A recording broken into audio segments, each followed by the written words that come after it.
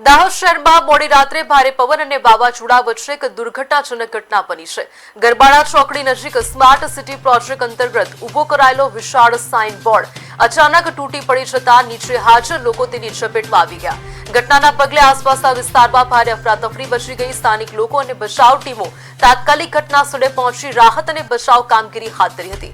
અકસ્માતમાં 3 લોકોના ઘટના સ્થળે જ મોત નીપજ્યા હોવાનું સામે આવ્યું છે, જ્યારે એક વ્યક્તિ ગંભીર રીતે ઇજાગ્રસ્ત બન્યો હતો।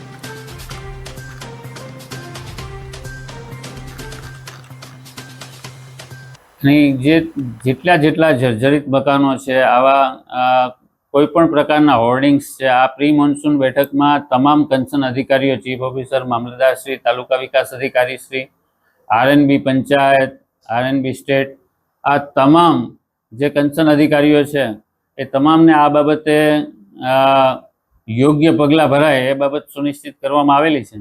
બોર્ડ પડ્યું છે એટલે અમે એજન્સી પાસે એવી માંગ, એજન્સીને એવું કહીએ છીએ કે ભાઈ તમે એજન્સીને જે કામ આપો છો એ નબળી કામગીરી કરે છે, એને સરકારે ધ્યાન દોરવું જોઈએ। અને આ માટે અમે કલેક્ટર સાહેબ, ડીડીઓ સાહેબને અને ટીડીઓ સાહેબને, મામલતદાર સાહેબને એમને આવેદન પણ આપવાના છીએ।